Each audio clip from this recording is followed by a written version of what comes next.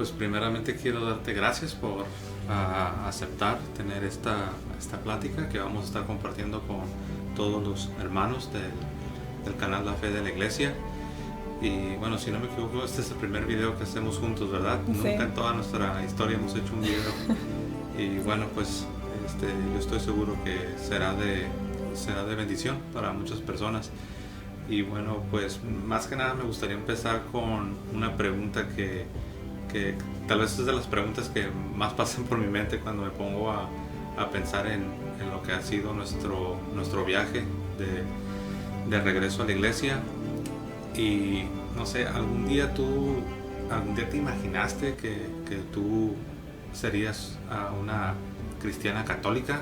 Nunca pasó por mi mente porque toda mi vida aprendí de que la Iglesia Católica enseñaba cosas que eran contrario a la palabra de Dios. Yo pensé que los católicos creían que la salvación era por obras y que por eso los católicos no son salvos. Entonces, para mí, ser católica era una imposibilidad. Era como dejar de ser Cristiano. Ajá, Sí. como que si te hacías católica, en ese mismo momento dejabas de ser una cristiana. Sí, me iba a volver hereje. Sí, sí. Sí, no, yo creo que también, a pesar de que crecí en un hogar católico, pero ya después, por decirlo así, mi formación se interrumpió. Recuerdo los primeros años de mi infancia, pues fui enviado al catecismo, hice la primera comunión, íbamos a la iglesia, fui confirmado. Mi mamá oraba con nosotros, rezaba con nosotros todas las noches antes de ir a dormir. Pero sí, después las cosas totalmente cambiaron. Entonces, en lugar de conocer plenamente lo que era mi fe católica, en la realidad nunca llegué a ese punto donde yo pudiera decir, conozco mi fe católica y la amo y la voy a vivir. Pero entonces, debido a eso, ya después, ya como un bautista, ya como un cristiano no católico, pues sí, empecé a llenarme de ideas acerca de la iglesia católica, que igual, similar a lo que tú comentas, que no, pues que la iglesia católica está mal, que porque la iglesia católica enseña la salvación por obras y que ellos no creen en la salvación por la fe, que la iglesia católica cambió todas las doctrinas, como que las fue corrompiendo a través de los siglos, y que también llegué a pensar que la iglesia católica al principio, en los primeros siglos, pues sí estaba bien, pero conforme fueron avanzando los siglos, las cosas se fueron corrompiendo y cada vez más, hasta que quedó un desastre. Entonces sí, pues yo también, si a mí me hubieran dicho, José, un día tú vas a ser un católico comprometido, un católico por convicción, yo pienso que me hubiera reído. Sí. Me hubiera reído, hubiera dicho, estás bien loco. Sí, tenía muchos malentendidos, porque yo sí creía que los católicos sí adoraban imágenes. Pues como ya dije que los católicos creían que la salvación era por su propio esfuerzo. Pensé que los católicos creían que el Papa, como era infalible, yo pensé que eso quería decir que el Papa no pecaba. Y para mí era obvio que la Biblia decía que pues sí, todos pecan. Habían muchas cosas que ni siquiera creen los católicos que yo pensé que sí creían. Sí, igual yo, la verdad, muchas de las doctrinas católicas pues no las comprendía, y igual tenía muchos malos entendidos. Por ejemplo, yo recuerdo ya siendo bautista, pues me dijeron que no, que María, prácticamente te dicen, olvídate de María. No te lo van a decir así con esas palabras, no te van a decir olvídate de María, pero te van a dar a entender que María no tiene nada que ver en lo que es el plan de Dios.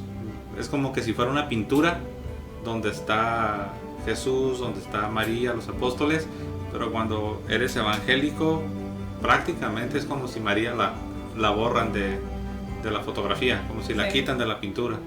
Entonces pues sí, como que te enseñan a creer que María es como una competencia para Jesucristo. Te ponen como se dice, una falsa dicotomía. Te dan como que tienes que escoger entre Jesús o María. Ajá, Jesús o María, escoge.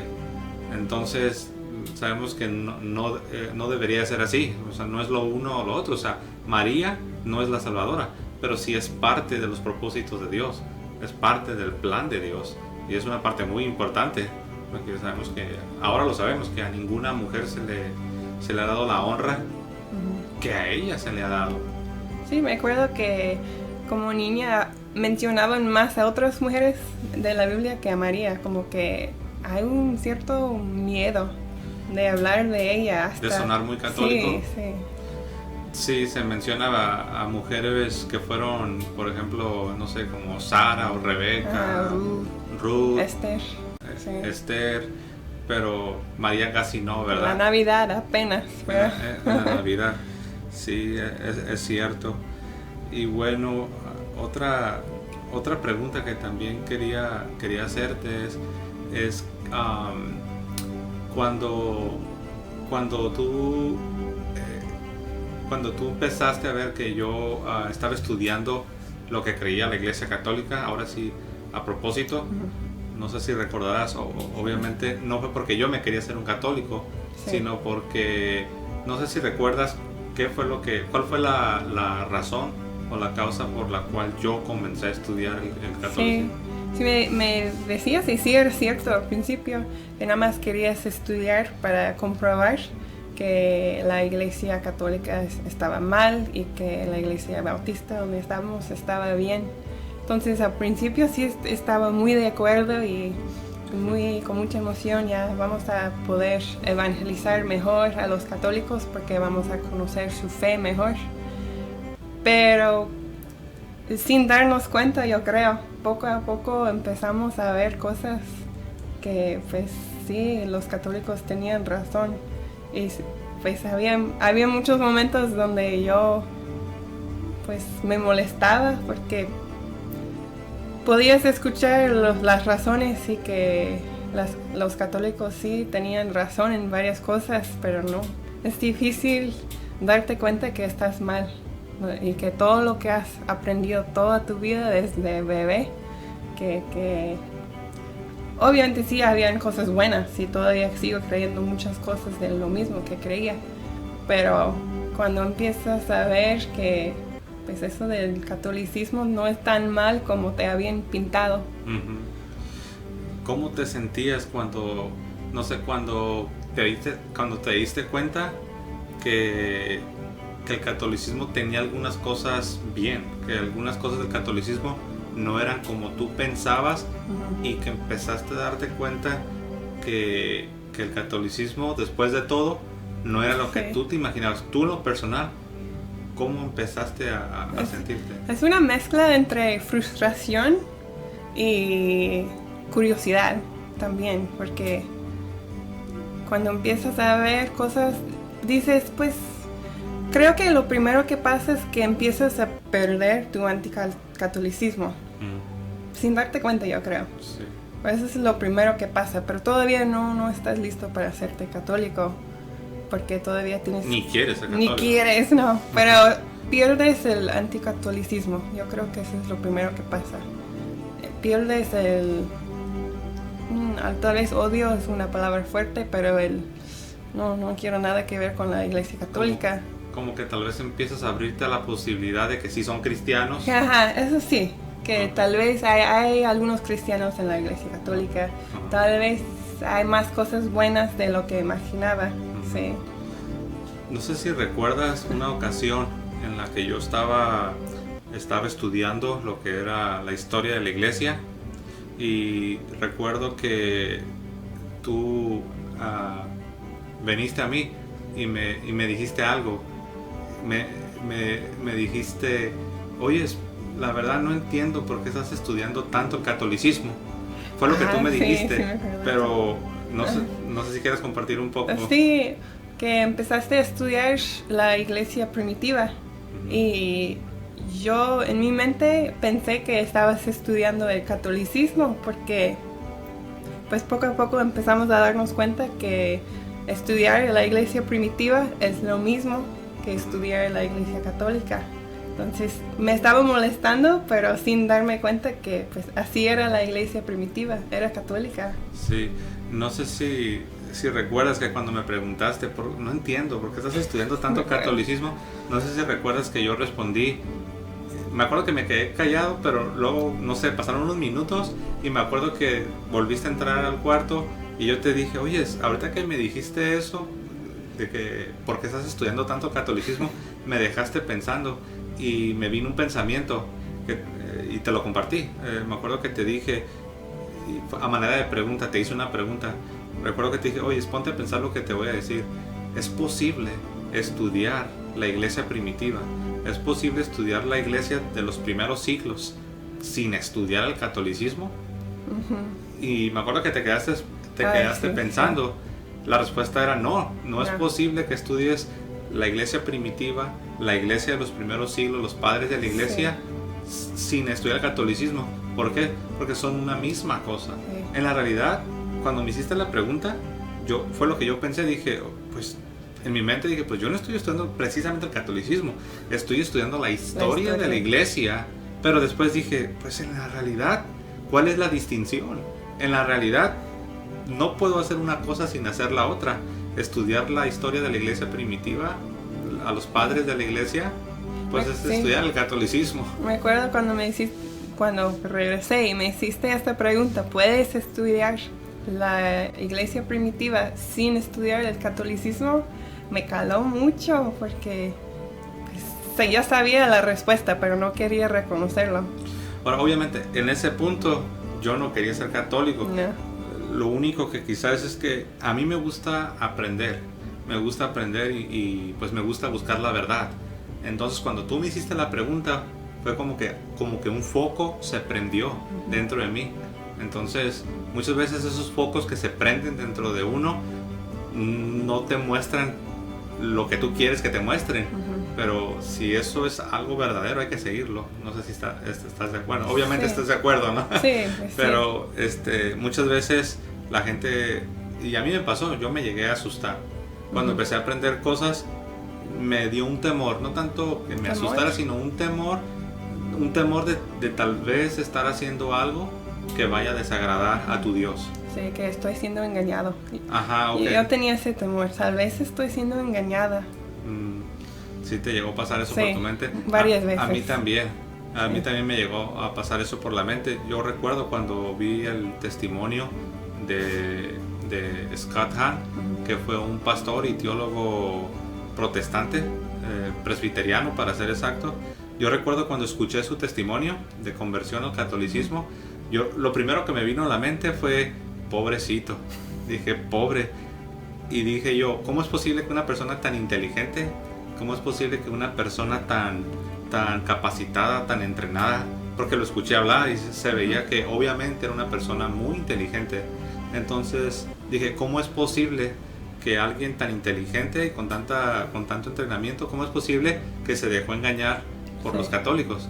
Y me acuerdo, sentí compasión, sentí lástima.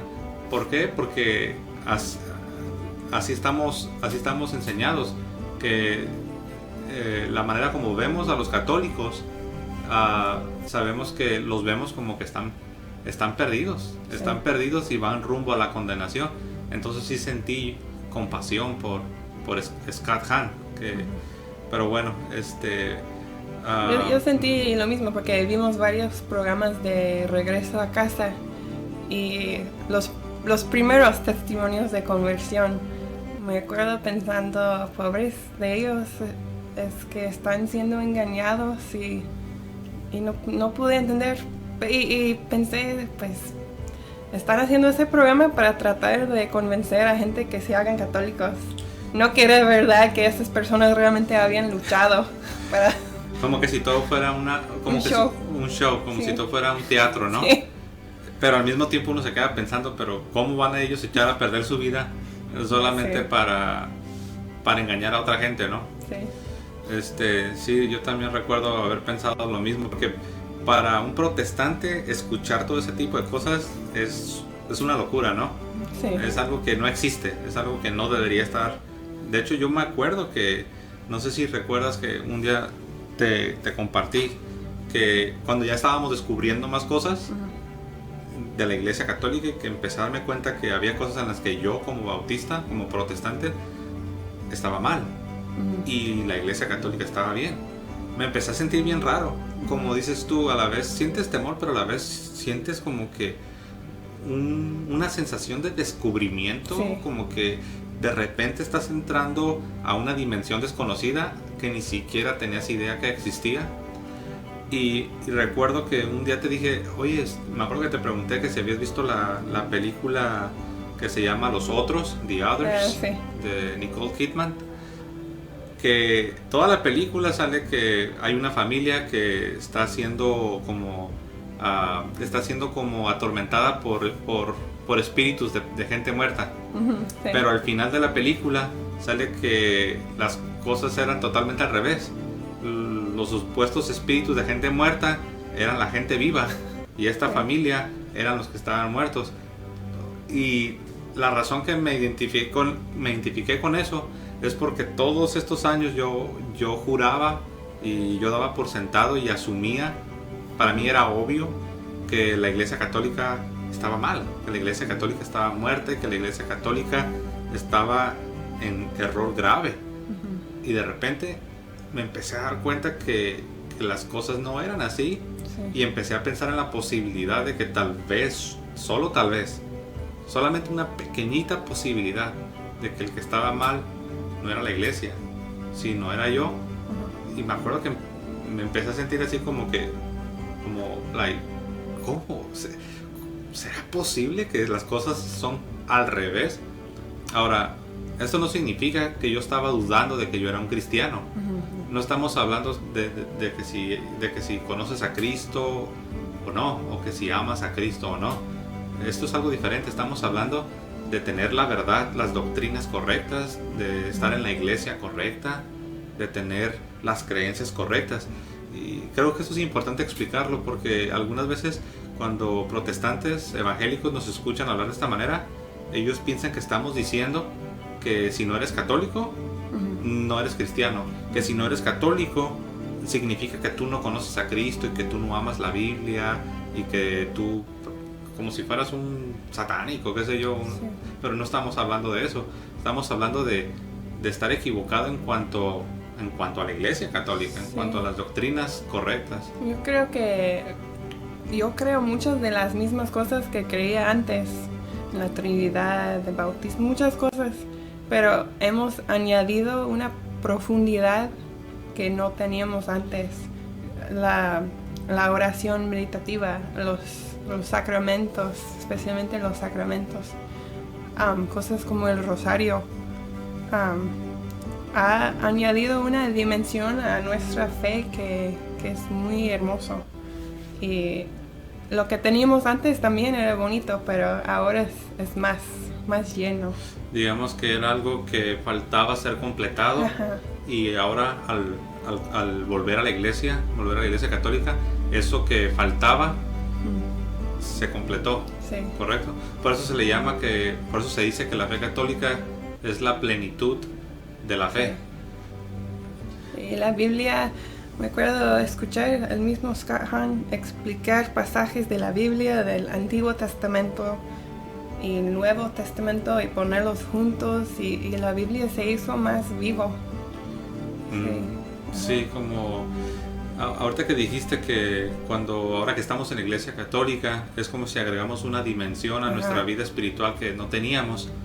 Y me vino a la mente de que no en todas las denominaciones es igual, pero en muchas denominaciones protestantes, evangélicas, todo es muy cerebral.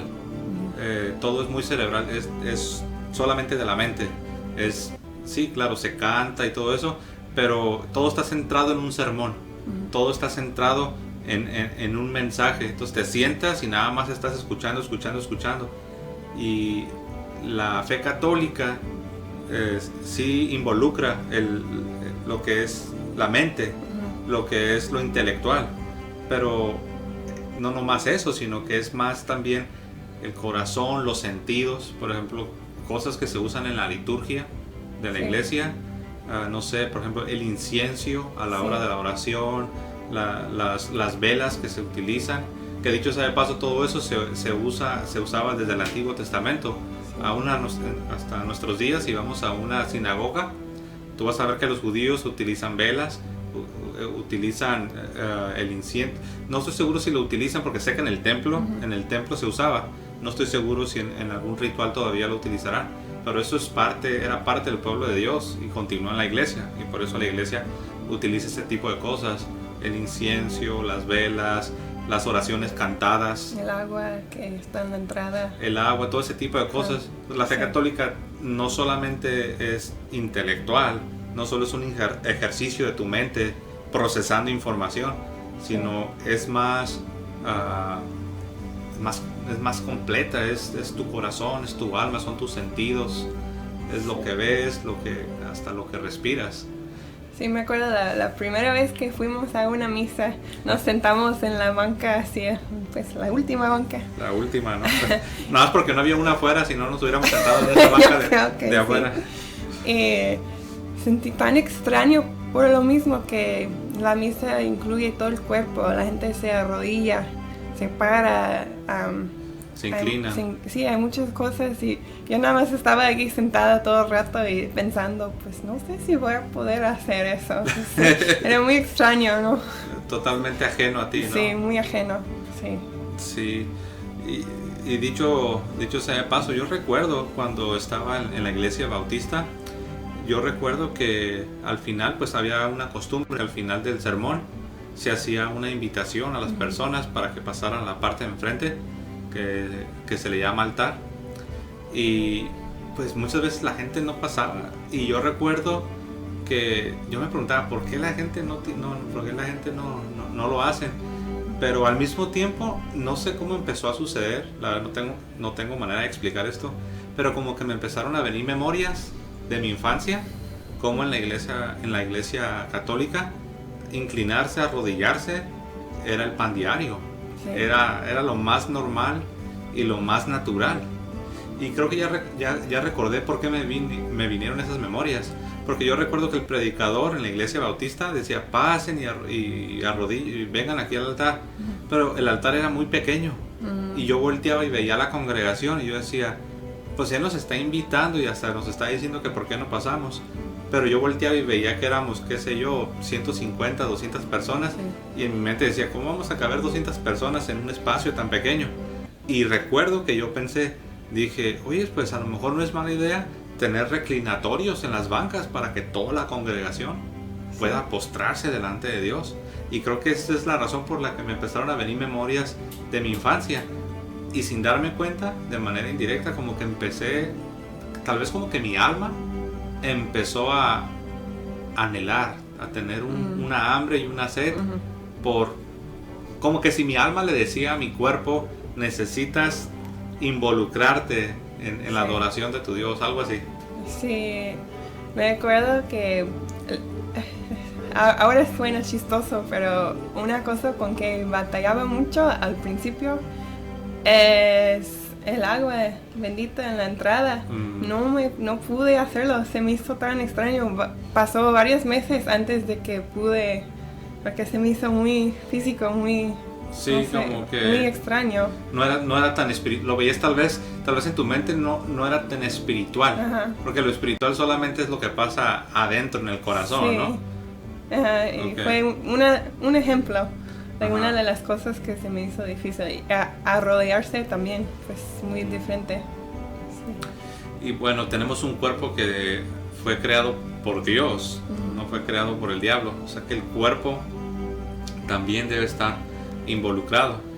Sí. Y de hecho, pues si vemos en el Antiguo Testamento, todo se santificaba. Todos los utensilios que se utilizaban en el templo, todo era santificado, todo era consagrado, todo era apartado. Aún cuando se ofrecía el sacrificio, se rociaba todo con sangre. Entonces, esta noción de tener cosas sagradas, de tener cosas benditas, cosas sagradas, cosas sagradas apartadas que no se usan para otra cosa, sí.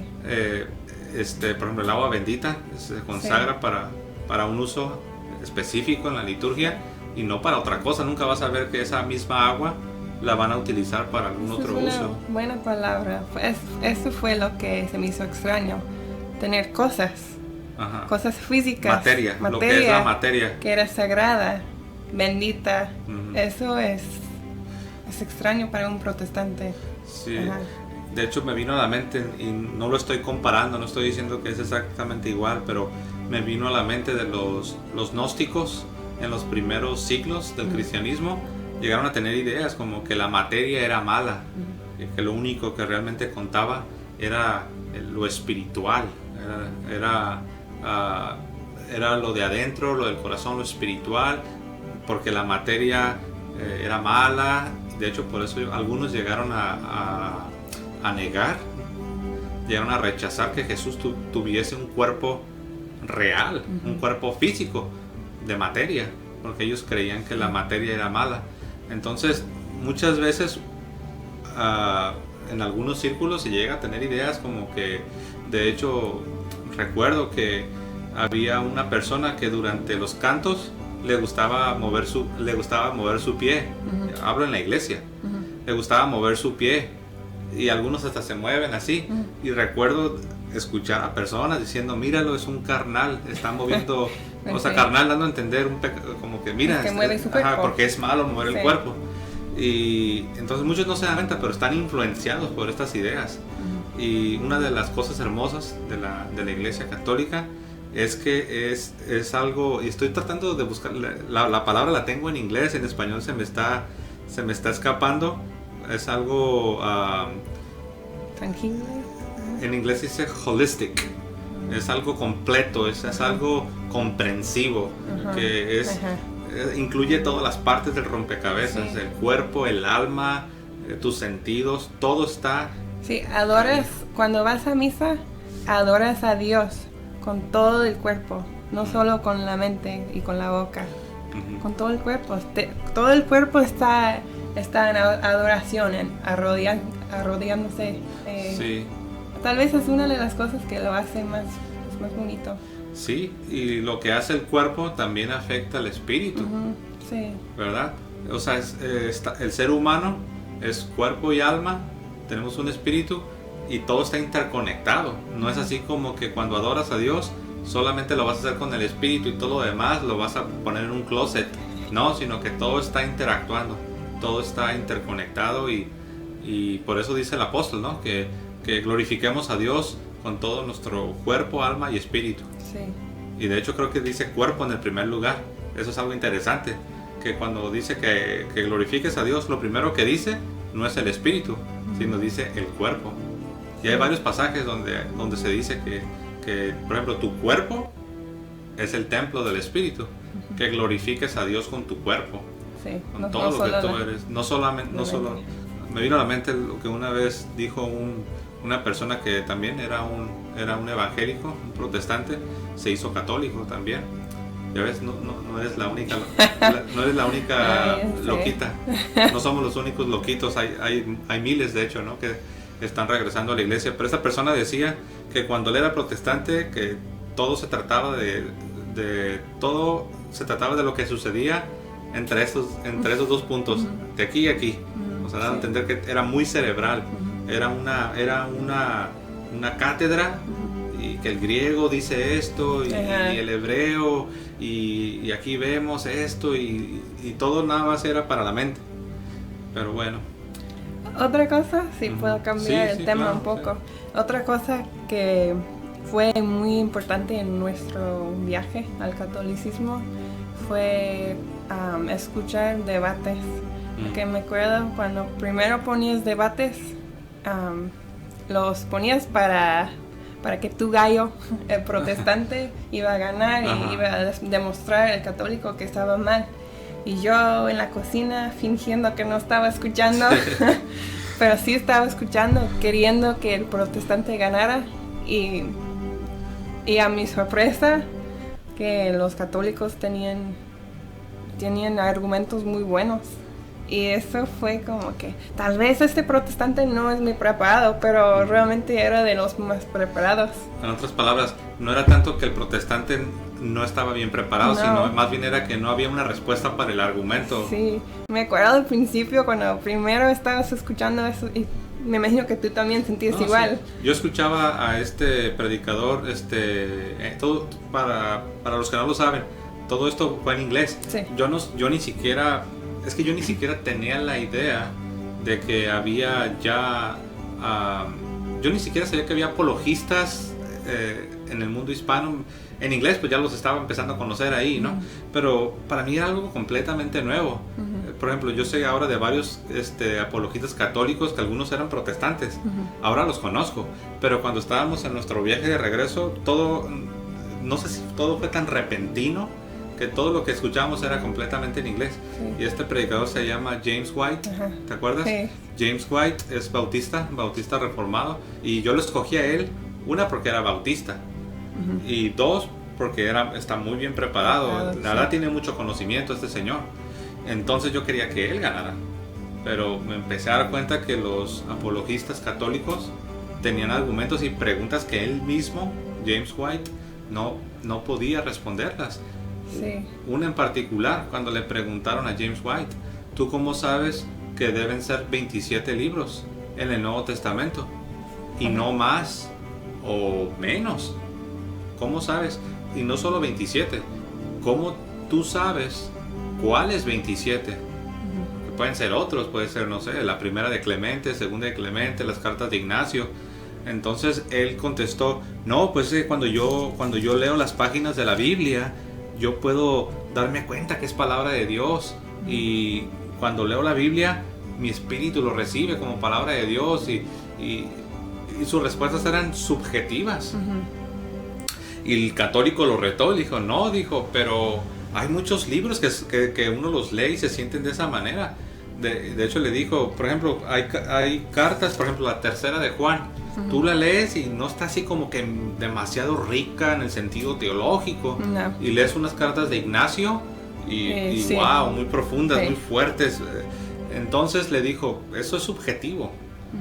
O sea, y ya el católico le dijo, no, dice, la razón por la que sabemos que son 27 libros, y cuáles 27, es porque Jesús le dio una autoridad a su iglesia para confirmar la fe de los creyentes.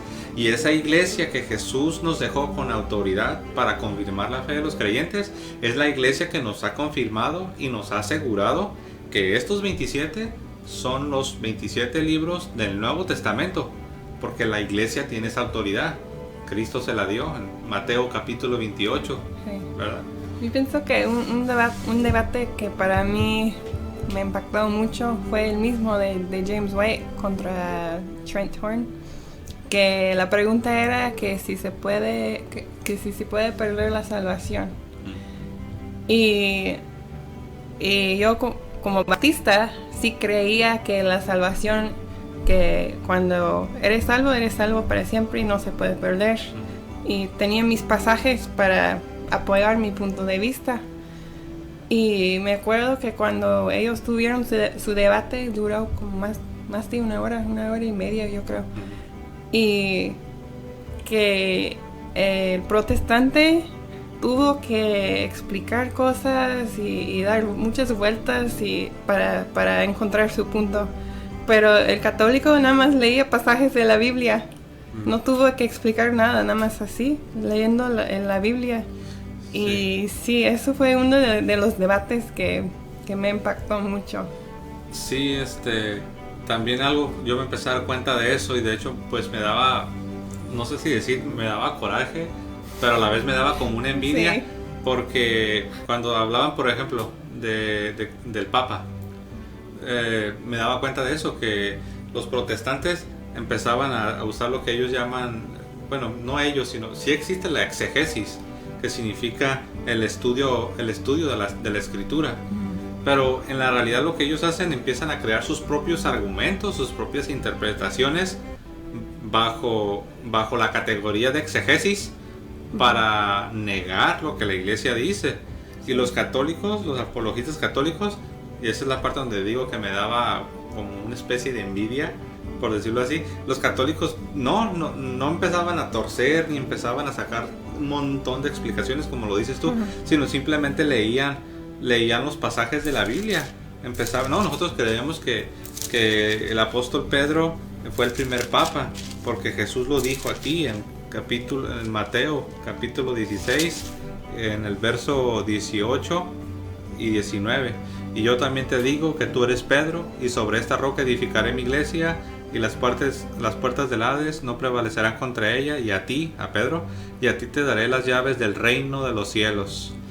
Entonces, ¿qué significa eso? O sea, ¿cómo que a ti te daré las llaves del reino de los cielos? Es Pedro. Sí. Entonces, como protestante tienes que explicar las palabras en griego y sí, sacar que no se refiere fotos. a Pedro, que en realidad Sí, Jesús cuando sí. dijo sobre esta roca edificaré mi iglesia, en la realidad Jesús estaba diciendo sobre esta roca. O sea, sí. ¿cómo sabes eso? O sea, aparte no Y el tiene católico nada más lo lee. nada más lo lee y dice, no, pues yo lo creo esto. Sí. ¿O por qué crees en el perdón de pecados? ¿Por qué crees que los ministros tienen poder para perdonar pecados? Y el protestante decía, no, nosotros no podemos perdonar pecados porque somos hombres pecadores, y empezaban a decir todo eso. Y el católico, cuando ya le tocaba decir, no, es que nosotros lo creemos porque está aquí en la Biblia, y lo leían. San Juan capítulo 20, verso 23. A quienes perdonéis los pecados, les son perdonados, y a quienes se los retuviereis, les son retenidos. Así, y ahí Así.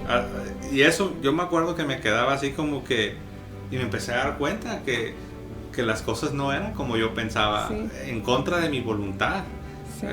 Ahora, algunos que ya saben que soy un católico, empiezan a hacer comentarios como a entender de que yo siempre fui católico, o que yo era un católico infiltrado en la iglesia bautista, y que todo ese tiempo yo fui un hipócrita y que nunca me convertí. Ya sabes, todo ese tipo de ataques.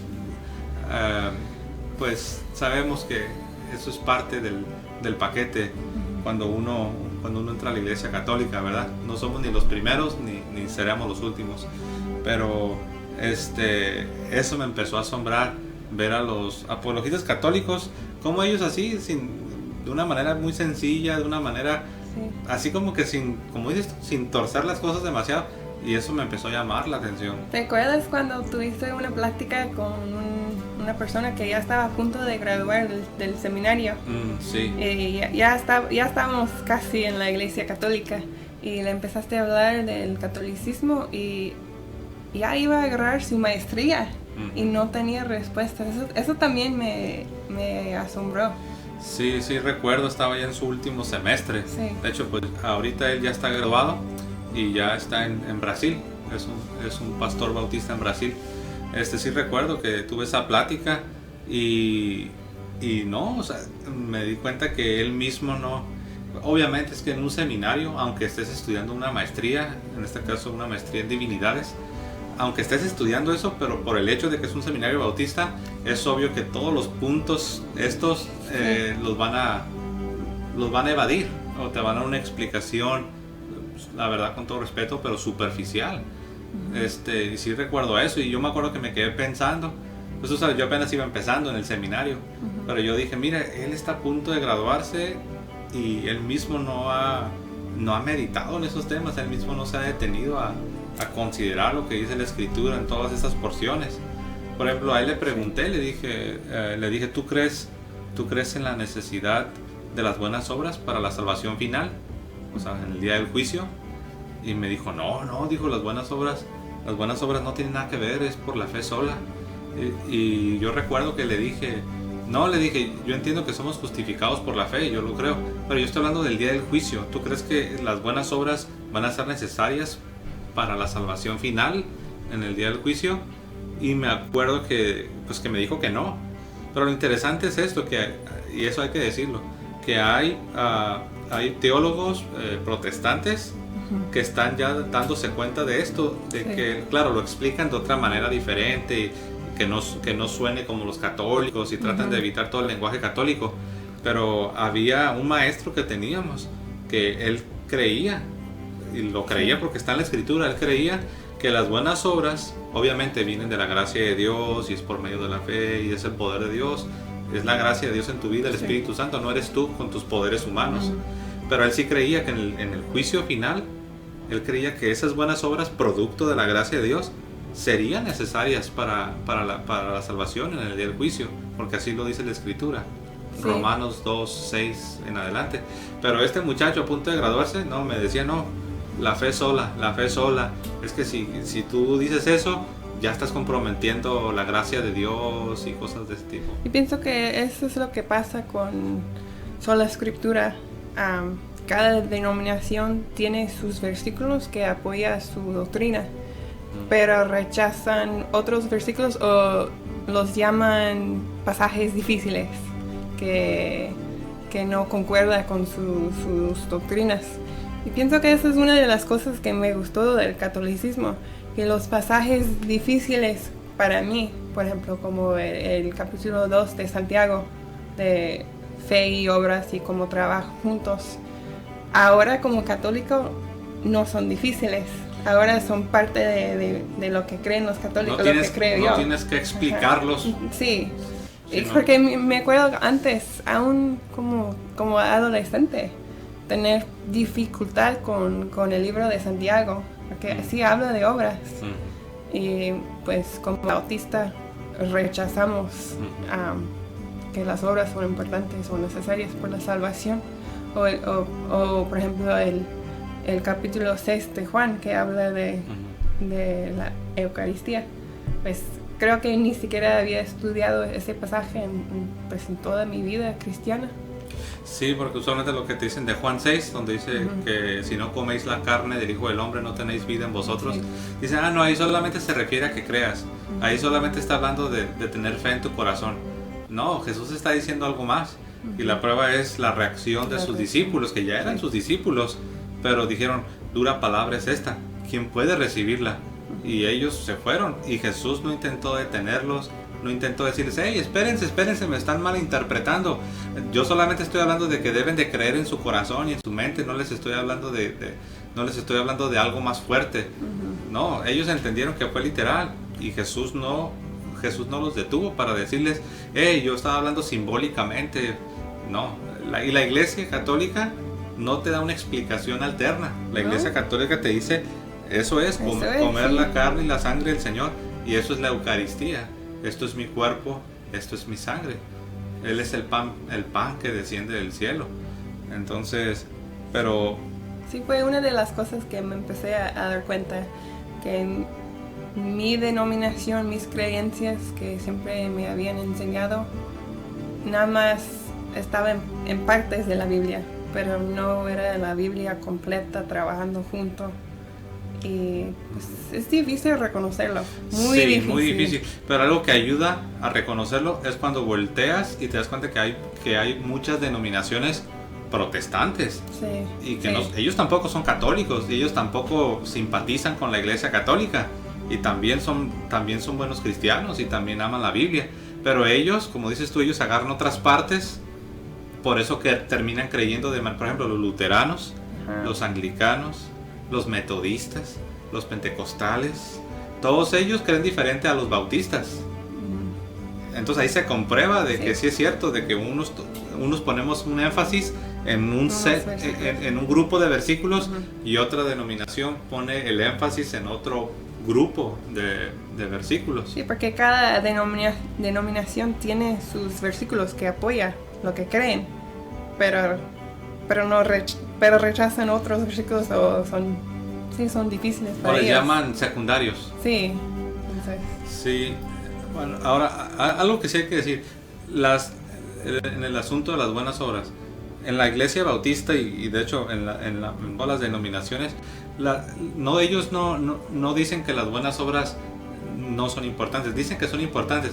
El detalle está de que dicen que en cuanto a la salvación, en cuanto a la justificación, dicen que las buenas obras no tienen absolutamente nada que ver. Usualmente la respuesta clásica que dan es que dicen, no, es que las buenas obras sí son importantes, pero solamente para el proceso de santificación, para crecer, para madurar espiritualmente. Pero en cuanto a tu salvación eterna, las buenas obras no tienen absolutamente nada que ver. Ahora, yo entiendo por qué dicen eso, por la separación que hizo Lutero Él fue el que hizo la separación entre una justificación y una santificación. Cuando la iglesia siempre los pone, como decimos, juntos con pegado. Y enseña que la justificación no solamente es el inicio, sino que también es el inicio, pero también es el proceso y la consumación. Es un proceso, la justificación es un proceso, no solamente un inicio. Pero Lutero lo separó, entonces por eso ellos te dicen, para la justificación no tiene nada que ver, solamente eso es al inicio. Pero ya después todo el proceso se llama santificación, y ahí es donde entran las buenas obras. Pero ¿qué hacemos con la Escritura? ¿Qué hacemos con Jesús cuando dijo, no todo el que me dice Señor, Señor entrará en el reino de los cielos, sino solo aquel que hace la voluntad, y el que persevere hasta el final será salvo, y sé fiel hasta la muerte y yo te daré la corona de la vida? Santiago 2:24. Sí, el hombre, ya veis que el hombre es justificado por las obras y no solamente por la fe. Entonces, pero bueno, sabemos que es un tema complejo. Ahorita pues solamente queríamos estar recordando, voltear hacia nuestro pasado y ver. Estoy seguro que vamos a hacer otros videos, ¿no? Para compartir un poco más. No sé, ¿tienes una idea? Yo tengo una pregunta para ti. Ok. ¿Cuál cosa se te hizo más difícil? ¿Cuál fue la cosa más difícil para hacerte católico? Wow. Bueno, tal vez lo que yo pudiera decir, que como yo creía en sola escritura, yo creía que si no estaba en la Biblia, ni loco lo iba a aceptar. Si algo no estaba en la Biblia, para mí creer algo que no está en la Biblia, para mí simple y sencillamente era ridículo. O sea, es como herejía, es como está corrompiendo la palabra de Dios. Entonces cuando yo comprendí lo que era la sola escritura, que ahora lo entiendo, que es interpretación privada, y cuando entendí que esta idea de sola escritura fue Martín Lutero el que la empezó a enseñar, el que la empezó a predicar, entonces yo dije, bueno, pues antes de que Martín Lutero sacara esto de sola escritura, ¿qué era lo que había? O sea, sí, ¿qué era lo que había? Durante 1500 años, ahora ya 2000 años, ¿qué es lo que la Iglesia Católica siempre ha creído? Y pues me fui dando cuenta que la Iglesia siempre ha tenido lo que es la Sagrada Tradición o la tradición apostólica, la Sagrada Escritura y el Magisterio, que es la enseñanza oficial, los maestros que enseñan con autoridad a los creyentes, a la Iglesia. Siempre fue así. No fue la Biblia sola, sino que la Biblia estaba acompañada de la tradición apostólica y acompañada de la enseñanza oficial de la Iglesia, porque Jesús instituyó una Iglesia y le dio autoridad para enseñar a las naciones, ir por todo el mundo y hacer discípulos a todas las naciones, enseñándoles todas las cosas que os he mandado. Pero ahí no estaba el Nuevo Testamento. Pero ellos ya estaban enseñando, ya estaban predicando, ya estaban bautizando, ya tenían iglesias establecidas, misiones. Era una revolución cristiana y no existía todavía el Nuevo Testamento. ¿Qué era lo que existía? La enseñanza apostólica, que ahora llamamos la tradición apostólica. Y había una autoridad. ¿Te acuerdas de la controversia con los judaizantes? No dijeron, no, pues vamos a leer la Biblia y a ver qué pasa. No hicieron un concilio. Y dice que estaban los apóstoles, los ancianos y la iglesia. ¿Y cuál es la única iglesia que hace concilios? La Iglesia Católica. Entonces, cuando yo descubrí que solo escritura no era la manera correcta de interpretar o de gobernar la iglesia, la vida cristiana, para mí fue como que una venda se me cayó de los ojos.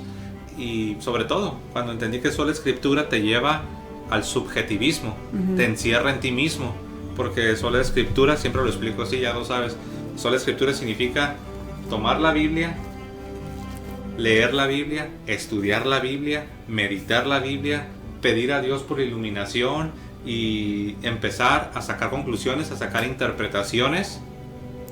Pero al final del día es lo que tú entiendes.